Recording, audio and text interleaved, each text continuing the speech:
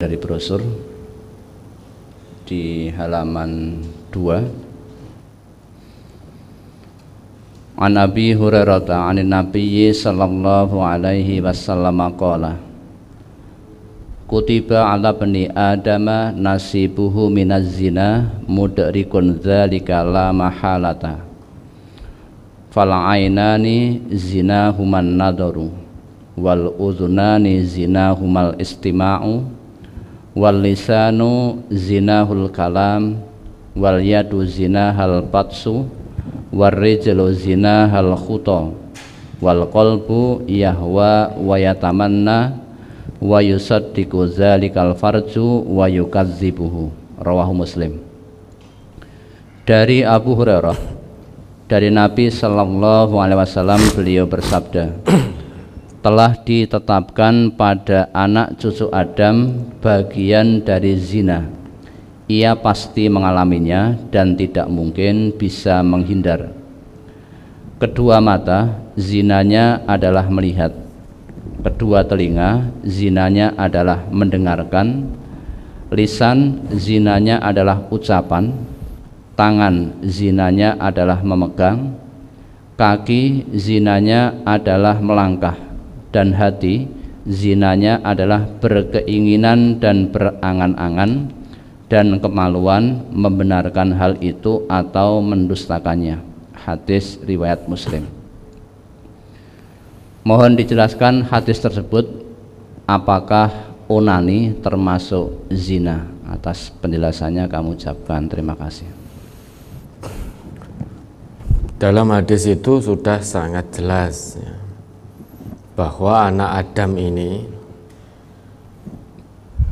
tidak mungkin bisa menghindar dari yang namanya perbuatan zina. Zina apa? Hadis ini mengandung ya, zina majazi dan zina hakiki.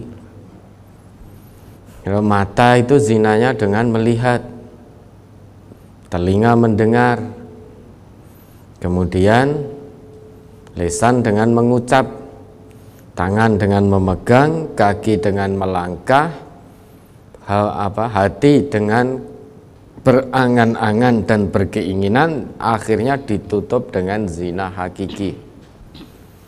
Apa itu zina hakiki? Wal farju yusaddiqu dzalika wa yukadzibuhu. Kemaluan membenarkan itu atau mendustakannya. Maksudnya apa? Semua hal yang disebutkan dalam hadis ini ya, di atas tadi, itu segala sesuatu penyebab terjadinya zina hakiki. Orang itu sebelum melaksanakan zina hakiki itu maksudnya hubungan bertemunya dua kemaluan yang tidak halal. Itu zina hakiki. Awalnya dimulai dari pandangan. Makanya dalam Islam, laki beriman maupun perempuan beriman itu hendaknya menundukkan pandangannya. Ya, dalam Quran surah An-Nur itu, surah ke-24 yang ayat 30-nya untuk laki-laki, 31-nya untuk perempuan. Menundukkan pandangan, ghadzul basar. Ya, jangan memandang hal-hal yang menyebabkan munculnya syahwat, baik memandang langsung maupun melalui media-media yang bisa dilihat. Ketika itu pandangan diteruskan, lama-lama itu merembet kemana-mana, merembet ke pikiran bayangke,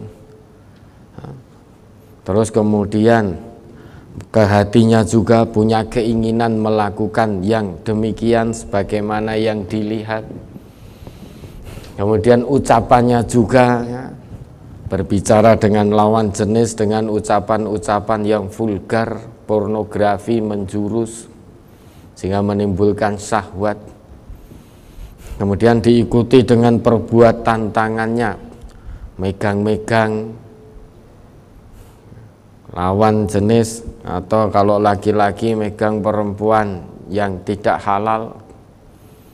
Termasuk ini yang ditanyakan tadi, alistimna, yaitu onani. Maka itu al-yad zinaha al-batshu. Tangan itu zinanya dengan memegang, yang kemudian memunculkan syahwat. Awalnya onani, lama-lama kurang marem, akhirnya kepingin coba-coba, kemudian melakukan perbuatan zina hakiki, berhubungan intim dengan lawan jenis yang tidak halal, yang bukan pasangan halalnya. Nah, kemudian terjerumus dalam zina hakiki. Kalau saudara sudah punya keinginan nikah, dorongan nafsu sangat kuat, Islam punya solusinya. Ya ma'syaras syabab, man istata'a minkumul ba'ah fal yatazawwaj. Ya, hei para pemuda, jika kamu sudah punya keinginan dan siap untuk menikah, maka segera menikah, jangan ditunda-tunda. Karena menikah itu apa? Menikah itu bisa membantumu menjaga pandanganmu, ya, menjaga kemaluanmu. Kalau belum bisa, maka dengan puasa, karena puasa itu ahson lil faraj, bisa menjaga kamu dari zina hakiki tadi. Maka dengan puasa bisa menjadi benteng hawa nafsumu, bisa menjadi perisai hawa nafsumu. Menikah tidak perlu onani, menikah. Ya, karena onani biar bagaimanapun dalam hadis ini disebut waliyad zinaha al-batshu, maka menikah. Ikuti aturan Islam ini, solusi yang diberikan oleh Nabi. Wes, ndak usah neko-neko, ya. Nah, bagaimana biar tidak terjerumus dalam perbuatan-perbuatan yang seperti ditanyakan ini? Jangan sering menyendiri, jangan sering termenung, jangan sering melihat hal-hal yang diharamkan oleh Allah dan juga Rasul. Jangan melihat yang tidak baik. Karena fungsi mata itu bukan hanya sekedar untuk melihat. Kalau di dalam Al-Quran, di dalam Islam, fungsi mata itu untuk melihat yang baik-baik. Fungsi telinga untuk mendengar yang baik-baik. Maka kalau telinga kita gunakan untuk mendengar omongan-omongan yang tidak baik, obrolan-obrolan berbau pornografi, maka telinga kita pun juga melakukan perbuatan zina, sehingga nanti merembet kemana-mana. Ya, sudah, jangan banyak menyendiri, pikirannya jangan gerambyang kemana-mana.